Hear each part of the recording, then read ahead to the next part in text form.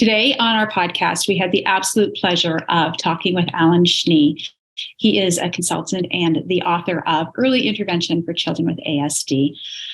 What an amazing guy. We also introduced him to the topic of OG. He had no idea what OG stood for. And if you don't either, stay tuned for the podcast.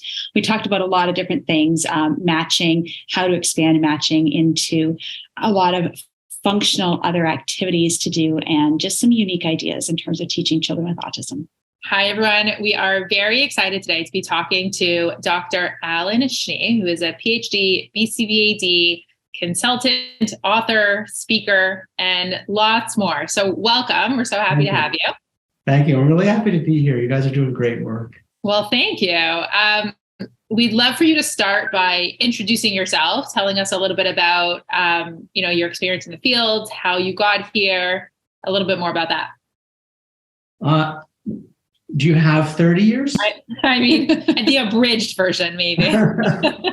I started doing this way back before anyone was doing this, back in the early 90s. There were whispers about the benefits of doing this. I was up in the Boston area. I trained as a psychologist, hoping and planning to do pediatric psychology. And then a colleague and friend of mine had a son who was on the spectrum and brought in some consultants from down this way in New Jersey.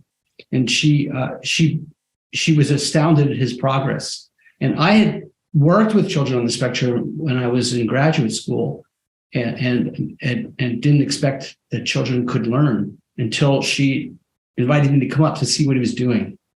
And my jaw dropped. And both she and I stopped what we were doing in psychology and then started to learn how to do this stuff. So that was a long time ago. And ABA really won you over. The benefits of using it properly won me over. Yeah. I mean, someone says, always access your reinforcers. And, as a professional, my reinforcers are seeing that progress, right? Yeah. And when you see something, and even if you're not in the field, what's that famous saying? Like if if a child's not learning the way you're teaching, change the way you teach. Yes. Right. And that's what I learned. I learned to adjust what I was doing so the child could learn. And these tools and these principles, when applied well, make significant differences in the lives of children and their families. So I know today you wanted to talk about a little more of a specific topic within the field of ABA and programming. And it's all about matching. So tell us about that. Matching? Who talks about matching? It's so mundane and boring, It's like everybody who's been involved in early intensive behavioral intervention at some point has taught a child to match. And then they match, they're done. Okay, on to the next thing. Okay. So why matching? Well, for several reasons. Just at a conceptual level, I think it's important to understand what we're talking about when we're talking about matching. And really what we're talking about is the ability to make a comparison, to see how things line up. Are these the same? Are they alike? And to recognize those differences visually, right? So what's involved in it? We have to shift our attention from the thing in our hand or the thing that's presented, and we have to scan and make the comparison and make the match. So we have to hold things in mind. So we're looking at scanning, we're looking at shifting attention, we're looking at short-term memory. Fine, kids can do it. Now what? So we have this ability. The thing that I love about it is it can be used as a vehicle to teach many other things. So it's not something to put on the shelf. It can be used as a tool skill, a skill to build other skills. And what I want to do is give a number of examples of how we can use matching to teach other things. So those things that would include executive function. So we're working on having children hold things in mind for longer periods of time, to be able to complete tasks, and even in the presence of distraction, to be able to sort of get to their goal, to meet their target. So executive function. We can also use matching to increase social awareness so that we can teach children that those in their world are of greater relevance. So when we do traditional matching, we can give the children the card and they don't have to pay attention to us, really. They just look at it, they put it down, they don't really, we're insignificant. And the only thing that's important here is the card and the thing I need to match it to. But we can use it to increase social relevance, or our relevance and social awareness, and even social acuity. So how do we do that? How do we leverage matching to improve and increase those abilities in youngsters? There are a number of programs, we'll call them programs, that we can employ. And you mentioned that I've done some writing, and I've authored this terrific manual with a guy named Steinwind, and it's right behind me, Early Intervention for Children with ASD. We have it too. and many of these exercises that I'm going to talk about, you'll find in there. They're also in another iteration. They're in ebooks, and they call them little mini ABA mini ebooks. And you can find one just on matching. So if you're interested in matching and how to use these exercises and try them out, you can just buy this tiny little book on Amazon and you try these things out. So let me give you a few examples, okay? So I have a little book here. Let me show you. So now imagine we want children to hold things in mind for longer periods of time. And we want to increase their visual memory. And we want to increase their social awareness. I'm just going to pull this out and give you an example. Imagine there's a picture on here, yes? Or I'm holding a picture. And I say to the youngster, find this. Now, we can bury that in a book, in this manual, in this binder. So they have to go through the binder to look for the thing. So what is that working on? It's really working on their ability to hold that thing in mind for longer periods of time, right? So we're working on memory. We can use matching to increase memory abilities. And now you can bury it and put more and more pictures in here, so they have to now scan across the pages. So that increases their scanning ability and increases their memory. So we can work on memory using matching. We need this memory because we want to eventually work on executive function, right? So this is a good place to start. Well, as you explain that, I was going to say, as you explain that program, I'm fast forwarding to my daughter's grade 6 reading comprehension. And what does she have to do but read an entire few pages and then answer questions? And if she doesn't know the answer to the question, she can go back, match, right? What did the question precisely ask? Back to the text. I mean, that's way in the future. But I'm glad you bring that up, because what happens if children forget? And this is on the front, and they're looking through here. What do we want them to learn to do? Reference. Problem solve. Go back to the front. What was that thing that I was looking for? Just like your daughter does. So we're putting this in place very early. Some early problem solving, building memory skills, scanning abilities, all within matching, using matching and using a little book like this. And one of the things I loved, I think, in your book was how you're using a skill like matching, where a lot of us think of it as like, an early learner skill, and it's so boring and mundane, and we have flashcards. And I think one of your applications of the matching, or correct me if I'm wrong, was giving them almost like a shopping list. And they were given a list and they had to like go around the environment and find those things that were on the list. That's right. And that's a very early application of an important life skill that you wouldn't, it's such a great application of the table work of matching into a way that's like, applied to real life, and starting even at that early beginner learner to apply some of those skills to something that's more relevant. So I really love that. That's a more functional application. Even before that, for many of the children that we work with, we have to work at this level. So when would you introduce something like that for a learner, like what you're showing us with the binder? Soon we would start to do this soon after they demonstrate the ability to match. So, but what we would first do, once we see that they can match, we would increase the field size. So if they're matching to within a field of 4, we would increase the field size on the table. And then we would probably also then distribute those items that they have to find across the room. So first on the floor, then at different levels in the room and at different places in the room. So we may say to them, hold it up and say, find this. So it's a visual memory task, but they have to stay in task for longer periods of time as they travel around the room, remembering, having to keep in mind so that they remember what it is that they have to find. And again, there's a social aspect of this that can be built in, because when they forget, what do they have to do? They have to come back or at least turn to us. Mm-hmm. And we know what that means. It means I need help. But if this is a youngster who's language able, then we can, what language would hang on that? Show me again. I forgot.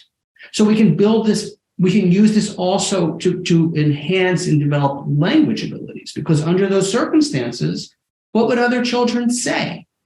They'd say, I forgot. Show me again. What was it?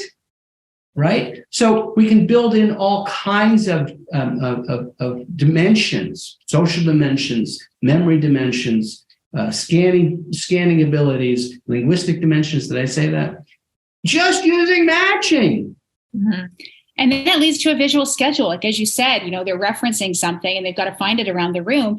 So often we try and, teach a program like IAS, Independent Activity Schedule, but we teach it in such a rote way that they have to rip off something and match it to a bin and go get that bin. And meanwhile, if we just taught them the skill of matching in an expanded, naturalistic way, you wouldn't need to teach any of that because they would just generalize it. That's a pivotal skill. You would hope. And if most of the time if they don't have the capacities to do those things, the matching still sort of is a standby, and still use it to get them to at least stay on task. And some kids really rely on those visual reminders constantly to go retrieve their bin and bring it back, do the work, turn the page, and go get another bin. That's fine, but you're right.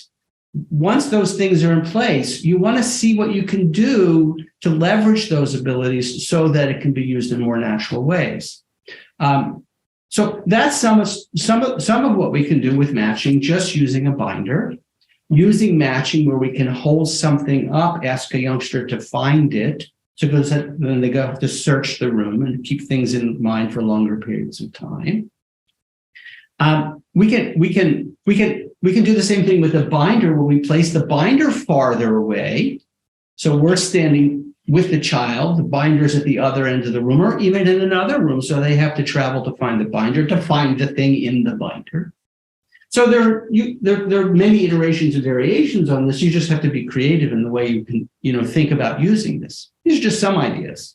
So I don't know about you, but we find that sometimes a lot of people in the field, will kind of get stuck on the non-creative applications of ABA and, mastering through targets and not really knowing, either from a lack of training or lack of creativity, and how to incorporate all of these, amazing executive functioning skills into what we're doing. Sometimes we just think, well, I have to get them through these labels, or I have to master this many targets. And so a field of 3 is enough. Let's just get them through this program so I can move on to the next program. And right. I think what you're saying is you're leaving a lot of skills on the table here. You have to really think outside the box and think creatively. So how do we, as BCBAs, kind of learn to incorporate some of those creative thinking into our programs? That's a good question.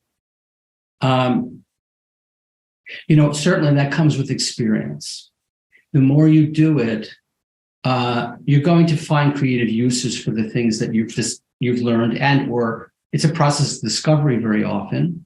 But the way I learned it was by sitting with people who knew more than I did, and who had better ideas than I did, and who showed me, look, have you considered X, Y, or Z? And once they were able to reveal these kinds of ways of thinking and doing things, then it opened up other ways that I might imagine. Or if you have to be attentive to what's going on a moment-to-moment basis very often with our youngsters, to see if there are things that are occurring that you can exploit. as a teaching opportunity. I don't think that's new for anyone, meaning in saying that, we want to identify those opportunities and exploit them as best we can with the capacities of the children in mind at the moment, at that time as well. So how do you teach someone to do that?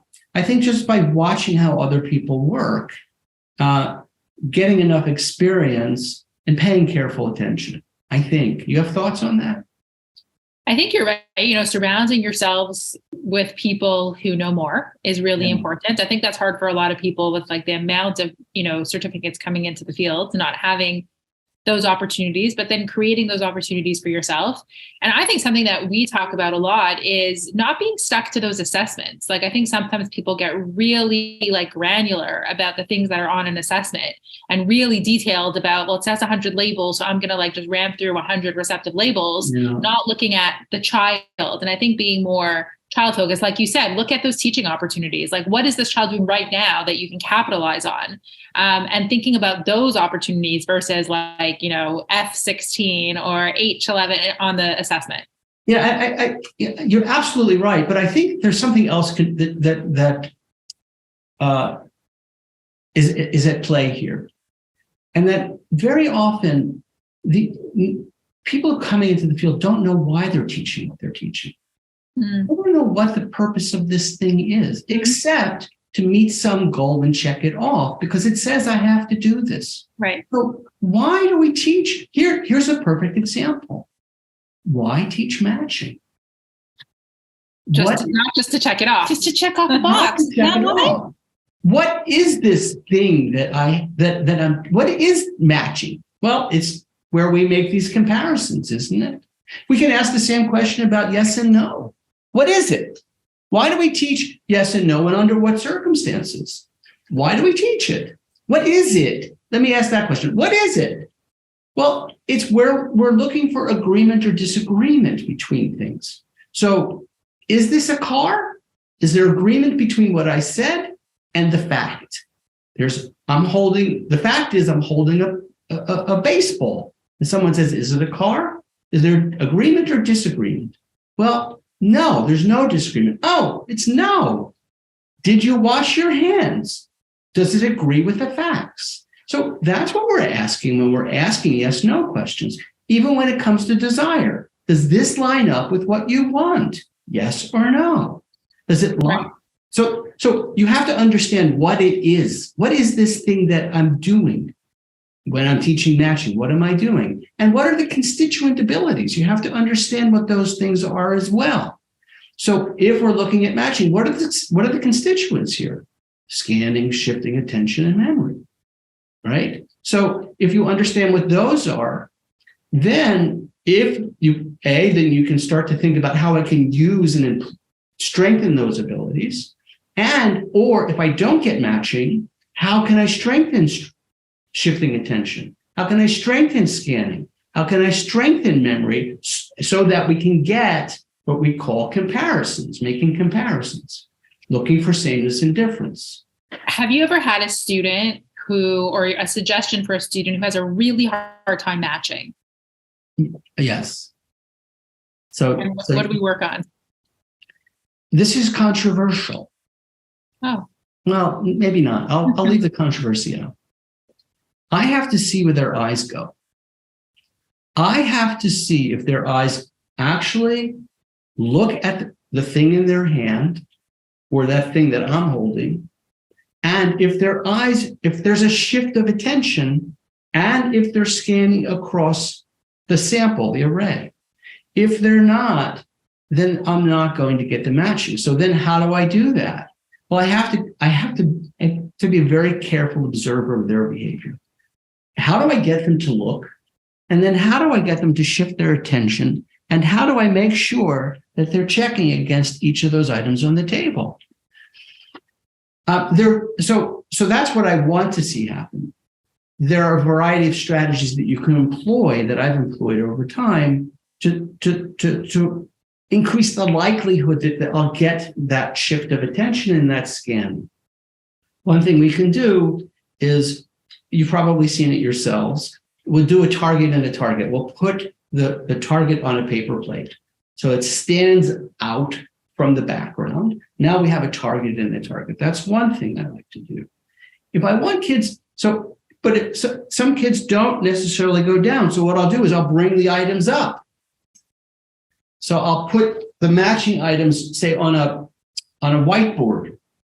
So I'll have them look at the item and then look to the whiteboard to see if I can get them to shift up.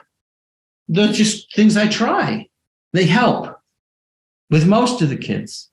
I mean, I think in and of itself, just that skill of turning your head, whether or not, like, that's a great thing to learn. If we could focus on getting our learners to switch their focus from one thing to the next, that would be a great skill.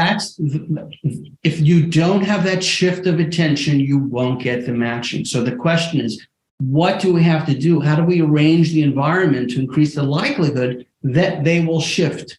So I like using the target and target. I like bringing the target, the array up. I don't know why it works. Sometimes and often it does. Sometimes rather than hand them the item, because if you hand them the item, they don't look at it. So I'll point to it or I'll hold it. And then, of course, you have the certain level of guidance, prompting that's going to take place there. But the prompting is pointless unless you see there's that shift, the shift of attention. It requires a level of specificity and meticulous kind of prompting and guidance. I don't know what that in order to get that in place. So yes, I have seen it. It's a painstaking process. I like what you said, though, about being super aware of your learner. Yeah. And that's one thing that I find that many people don't do because they're just, I have to get in my X number of trials. I have to take data. I have to do this. I have to do that. And my supervisor's watching, and I have to do this and it's a lot. But if you can we often are advocates of throw your pencil down, throw your pen down, throw the iPad down, throw whatever down. Am I dare to say, don't take data right now and just teach? And sometimes you need to do that. And if you can be really hyper aware of where your student's focus is, that's massive. Because like you said, I had a learner one time who couldn't match, couldn't receptively identify, none of that. However, as soon as I held it up for her, she was able to do that. I had another learner where that didn't work, but I observed that he likes putting things in things. So we had him actually take the item and drop it into the appropriate container.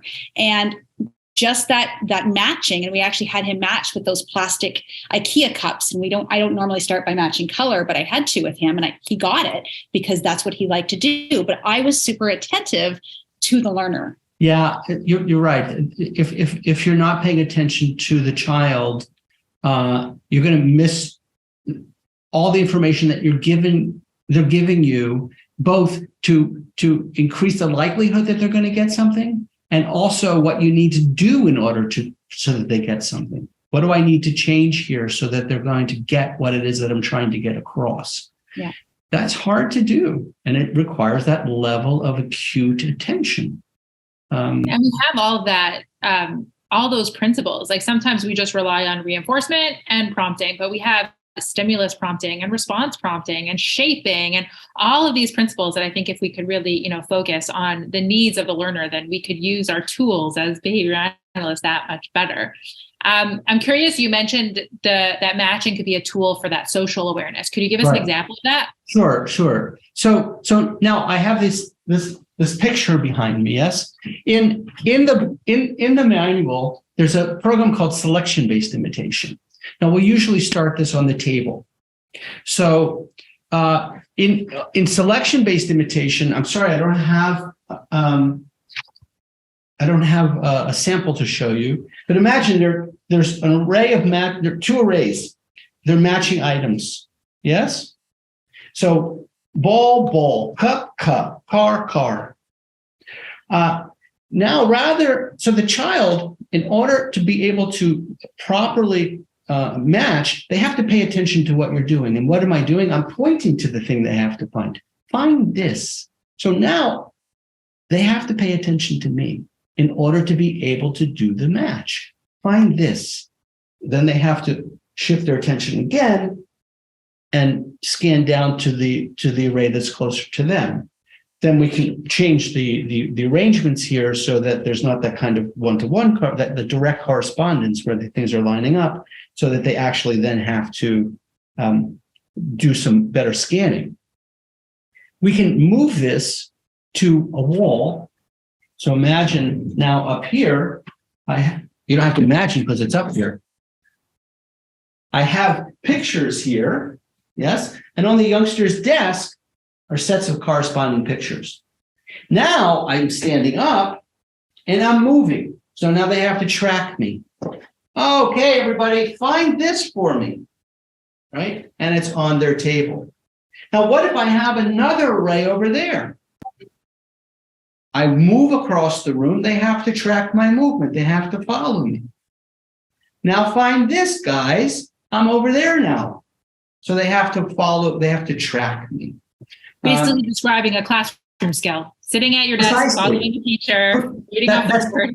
That's precisely right. It gets them ready for the classroom. Pay attention to what other people are doing here, guys.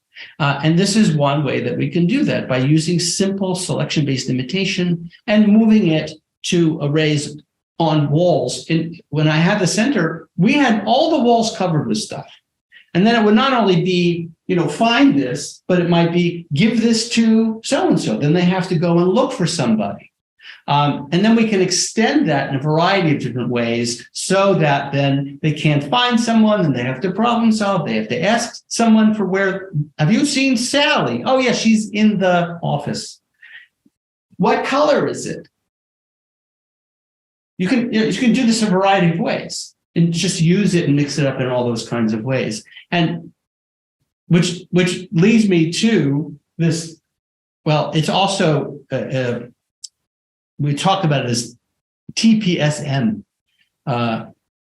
which is another example or exercise in the matching.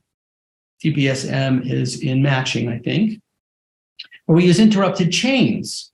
So the child is asked to find the map. So they'll have 3D objects in a container. Imagine the container. There's a horse. Then there are corresponding pictures on the table. They turn it over and they match. Turn it over, they match. And they have, okay, then it's missing. There's no match. What do you do?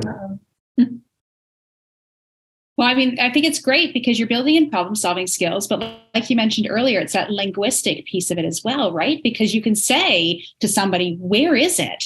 Precisely. It's missing. Precisely. That's exactly the step here. So it's missing. Oh, I don't have it. Now, here's another way that we can build in more of the social piece. We work on joint attention. It's over there. Mm. Yeah, it's in the office. So we work on executive function. They have to travel. Of course, they've learned where to locate the office. It's under Johnny's desk. We work on prepositions, right? So using simple interrupted chains, we can build in problem solving, scanning, all these social dimensions and the like, just by using interrupted chains, which is very common when we're teaching children to request things, right?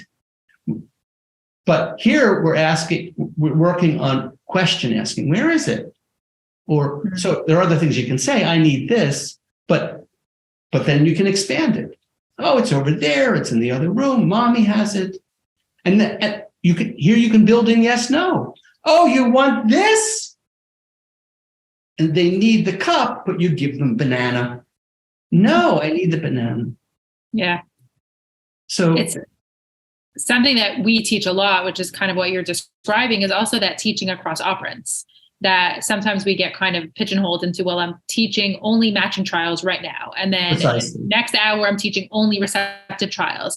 And I think part of that creativity that we can teach others to use is think about everything across operants. So if you're doing a matching trial, how can you incorporate manding? Or if you're doing a receptive trial, incorporate tacting and interverbals and requesting and all of that.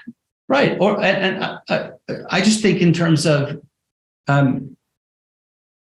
just to speak English, different language forms, and which is to make requests or different categories of language, which would be prepositional use or pronoun use or names of things. Go to the kitchen and get it, or making requests across distance, or I think in terms of building executive function, using names and building in prepositions and building in pronouns. And so just to speak English, because if I'm talking about across operant classes, then I get lost. Very true. Are there any prerequisite skills to matching, or is it something you could start like as soon as possible? That's a really important question.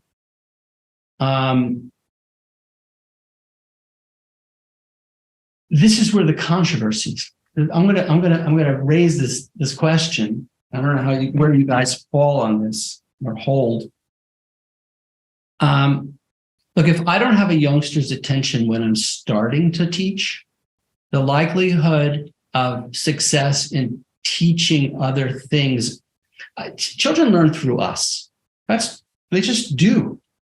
And if they're not paying attention to us, it's going to be very difficult for us to point things out to them, to let them know where our attention is, so that this is where I want your attention to be right now. So pay attention to me now, and then I'm going to direct you to what we need to be doing.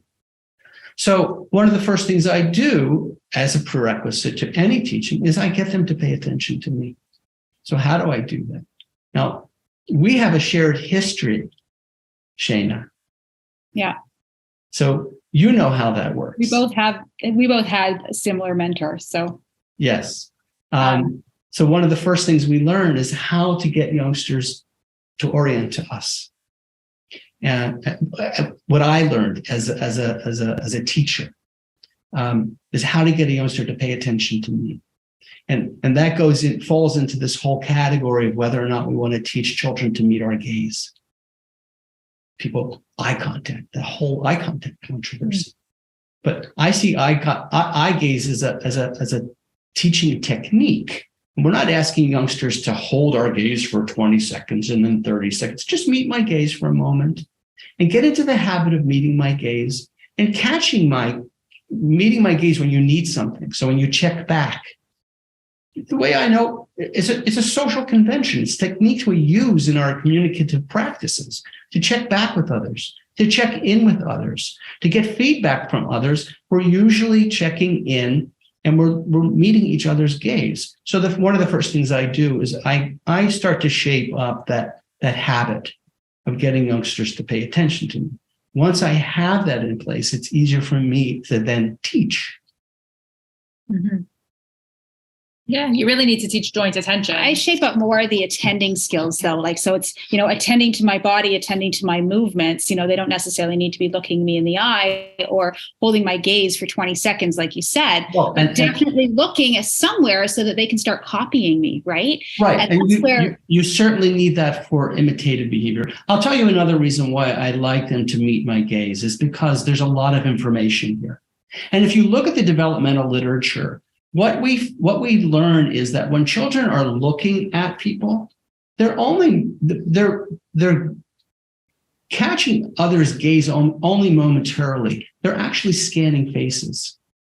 So if a youngster is coming up to meet my gaze and they're looking at my face, they're going to get a lot of information. They're going to look at my delight.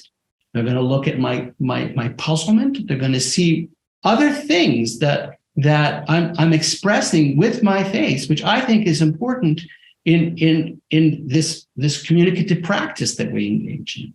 So that's how I view it. Yeah, absolutely. I love the Early Start Denver model. It's more recent than when you and I were trained, but what's really awesome about it is that it says, get down to a youngster's level, get in their face, be very expressive and, really model that excitement, that enthusiasm, model with your face, etc. And then it's about following gaze, following point, all of that type of thing. It's amazing. I love it when a child comes up and meets my gaze. I'm so happy. Yeah. And I want them to see that. And it's not only that you're going to see my smile, I'm going to throw them up in the air. I'm going to let them know that this is great fun when we're connecting this way. Very true. So that's where I start very often. Okay, so something that we like to ask all of our guests is we have a large audience of newly minted BCBAs, people who are just coming into the field. And like you said, there's fewer and fewer of the experienced BCBA. What is some advice you would give to a newly minted BCBA? Find one of you guys. One of you two. Thanks. I'm sort of out of the loop these days, truthfully. In the old days, I could say, because the heart of this stuff was some of the best programs 30 years ago, and still are, I think, in my opinion, were in New Jersey. So it's, if you really want to learn how to do this, go to X, Y, or Z school and learn with so-and-so. Well, a lot of those people are retired now. Mm-hmm. But their legacy is still sort of felt in those institutions. So I don't know where outside of New Jersey people can go. I know where to go. I know where to tell them to go in Toronto. That's a good question. I don't know what the answer. What are you telling people? I think just be open to learning always, like kind of like you said, like finding those mentors. Don't think that just because you passed the exam, like, you don't need to have all the answers. You definitely don't have all the answers. And finding those people and places that could be supportive of you continuing to learn. Yeah. I think that's the best advice. In order to learn, I used to travel across states, so I could sit with my mentor, because they were in New Jersey. I was in Boston in those days, and I would travel down. And even when I was then practicing, this was before there was the certificate, I would go down for supervision, or I would invite the families to go with me to go see this person. I didn't know what I was doing. I had no idea. And I have to tell you, up until, I don't know how long ago, when I had my center, which was from 2005 to 2015, I had a colleague of mine come in, Simon, because he was my teacher. And he would come in and he would teach me, and he would continue to teach my staff. So I was already an old man, but I still needed a mentor. Very true. So find in Judaism, they say, find a rabbi. Right? Here we're saying, find a mentor, find a rabbi, and don't let him go until you're sure that you've just wrung everything out of them you can, and then go find somebody else, because there's always more to learn. And there's so much wisdom out there from people like you, or people who are really like the OGs in the field. And I would love to be able to. Original gangster. See how old I am? Or the OG. No, but people like you who happen in the field have such a unique value that I would love more of us to have access to. This is why we do this, and have people come on and share their wisdom. But I think that that's so valuable to offer to people. So thank you. I am so delighted I met you guys, because you say such nice things about me. Now you know what but more important. Now you learn what no G is. See, you're always learning. But more seriously, that you're sharing these kinds of things, this kind of wisdom that people you need to impart these things. People need to hear these things, because I think there are a lot of young people out there who are tasked with something that's incredibly complicated. Things that they're asked to be responsible for, things that are very hard to understand how to do and how to help these youngsters. And because they have their certificate, the world views them as experts. And they know that they're not expert enough. I see online, they're struggling. They're always asking questions. Do you know where I can find this? Do you know what to do here? And they're thrown into this, and it's so hard. It's still so hard for me. It's a big responsibility. It's a huge, huge responsibility.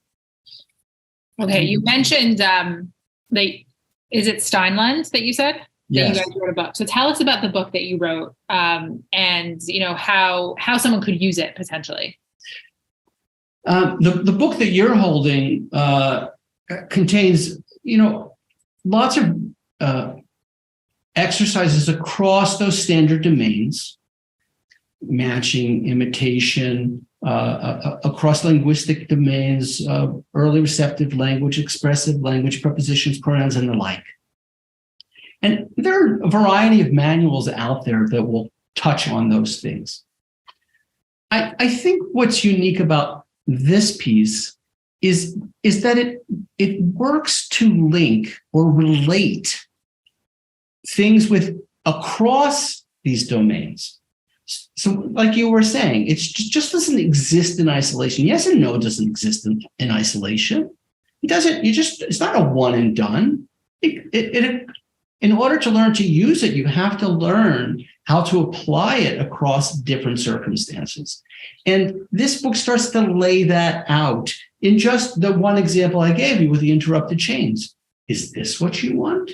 After you've taught it up in very contrived ways, now start to introduce it in slightly more contrived ways, but still not under the conditions it was originally taught.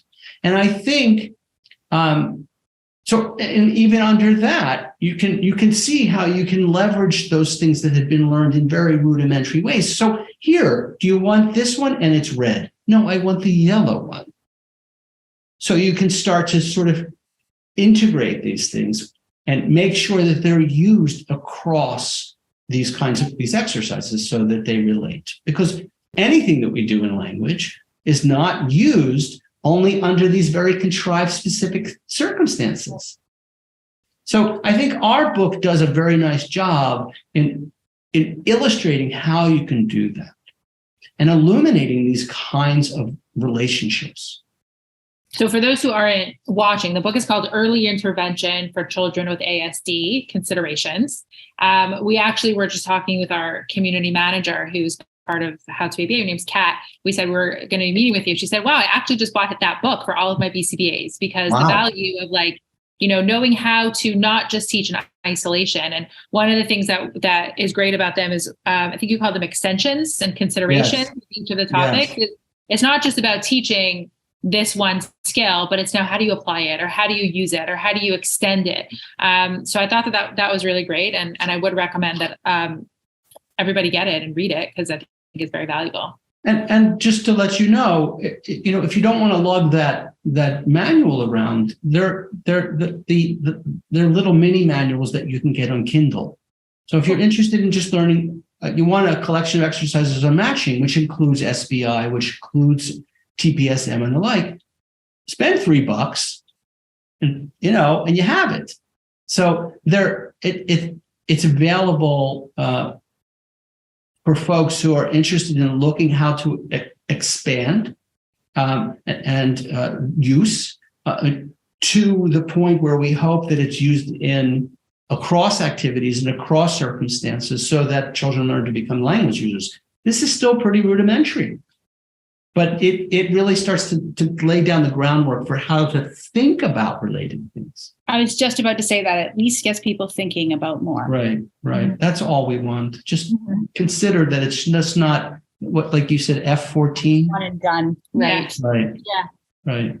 Well, it was such a pleasure talking with you. It really feels like we have a shared passion for, programming that's outside the box, that's really teaches the kids, that gets them learning, that's creating better BCBAs. So I'm so glad we were able to have this conversation with you. Thank you so much for being here. No, thank you, guys. I really, I didn't expect to enjoy it so much. I never expected to enjoy myself. I love it. Glad you're pleasantly surprised. Thank you. Thank you. I hope our paths cross again. Absolutely. All the best.